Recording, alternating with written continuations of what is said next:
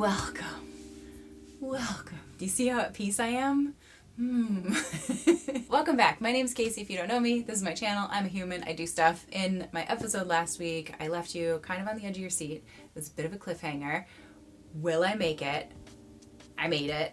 I had spent the last 3 months in the Alps in sort of like a, I don't know, paradisiac bubble that I created for myself, and I was kind of stressing about coming back to Paris for 3 main reasons. 1 being my room, 2, Paris itself, and 3, the people. So I just wanted to make a really quick video to catch you up on what's going on while waiting for the video that I'll make next week, which should be about what it means to be asleep, because in the last 4 videos I've talked about awakening or waking up or spiritual awakening, and so I thought maybe a good place to start would be there. So let's start with the fun stuff. My freaking room, I freaking nailed it. It's awesome. It's so, I love it so much. I've created like the coziest Casey-verse there ever was, and the video won't do it justice, and there are like elements that are still missing, but it's so much more livable than it was before, and I'm so happy with it. And I don't want to leave. I like want to hang out in my room all the time now. Which I didn't think was possible, so that's great. And I owe it to a friend of mine who I was talking to and stressing out about, and I was like, so I think if I just give myself a week to like, you know, then I should get it to a place where it's sort of livable, like I'll be able to deal with living with it. And he's like, no, don't. Like, I call your bluff. Don't do that. Just make it your priority.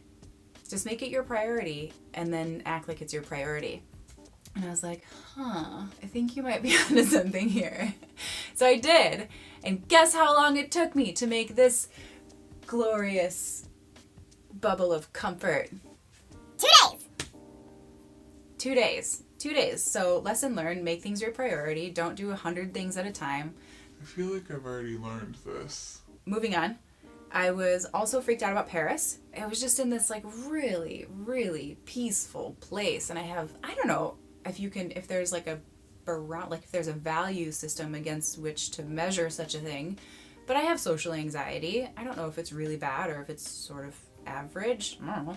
But even just like at one point, having to make eye contact with strangers was like enough to make me not want to go outside. Not recently, with maybe like more a couple years ago. I feel like I got a little bit off trail there.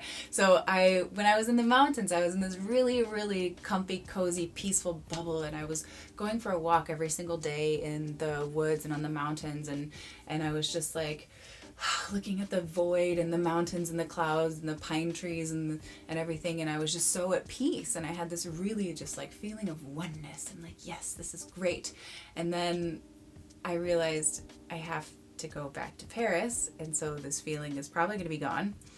But more importantly, I realized that, that like pine tree didn't make me feel this way. Like this cloud didn't make me feel any way. That cloud is just clouding. It is only over there doing its thing, and it's me who interpreted it or who sort of synthesized it in the way that made it stressful. And what's crazy is I already knew this. I learned this lesson like 4.5 years ago, when in the space of 3 months, my grandma, my stepmom, my dog, and a good friend of mine died. And early on, right after my grandma died, but before anybody else did, because my stepmom was dying of cancer, and the other 2 were completely unexpected, I realized this isn't happening to me, it's just happening. And if I make it about me, then I'm going to suffer. So I just need to learn what I can from this experience and go on. But for some reason, I didn't apply that whole, like, I can choose how I can view this situation to this aspect of my life. And it's kind of a big one, like living in the city. But whatever. I mean, this is part of being asleep. So I'll maybe go into that aspect of it in the next video. But anyway, it's totally true. It totally worked. I just... instead of, you know, coming into Paris with the victim mentality and like I hate everything and judging everything most of all, I was just like I decided to take Paris as it was. And so now I'm just appreciating everything. Like, oh, beautiful buildings. Yeah, okay, there's a lot of gray, there's a lot of limestone. excuse me, but it comes from like directly underneath our feet. Like Paris is like Swiss cheese. If you were to cut it in half, it's just a bunch of holes of quarries that have been dug out for thousands of years. And there's color, there's color, and there's really nice people. That's the other thing, is I was worried about people because I didn't realize how easily I was stepping into the role that people were projecting onto me. And now it turns out it's just mirroring. Like I was projecting a thing that they were projecting. Maybe they didn't even know they were projecting, and I was just interpreting the way that they would act toward me, blah, blah, blah.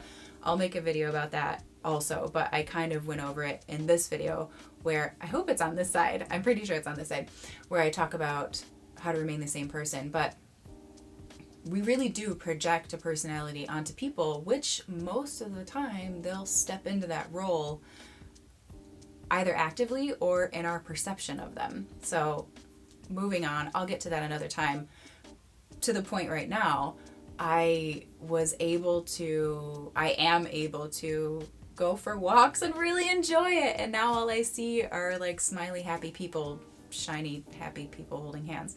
And it's not as stressful as I thought it would be. So it was really important for me to like identify what the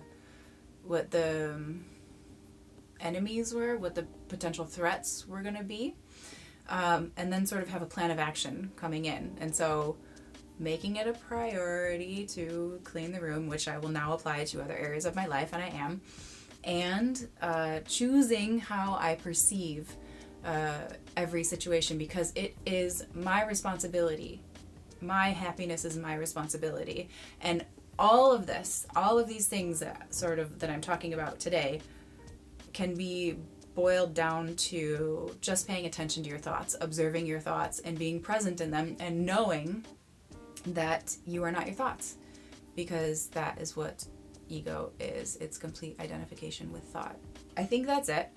I just wanted to update you, show you what I did. Next week, look forward to a video about what it means to be asleep, and a really, really good tool for waking up. But it takes a little bit of work. But it's really flippin' cool. It's really interesting to wake up, because it turns out we're just in Russian dolls of asleepness. That's the insane thing. So that's it. Thank you for your support. Everybody who's sending me love via text and messenger and WhatsApp and email. Like, thank you so much for letting me know that you're watching these. It's so nice to get your feedback. Thank you for sharing and liking and doing all the interacting that you do with the video. Continue that support in all the ways that you support me, and I will see you next week. Yeah, I think that's it. I do that a lot. That's annoying. I have such a hard time saying hello and goodbye. It's just awkward.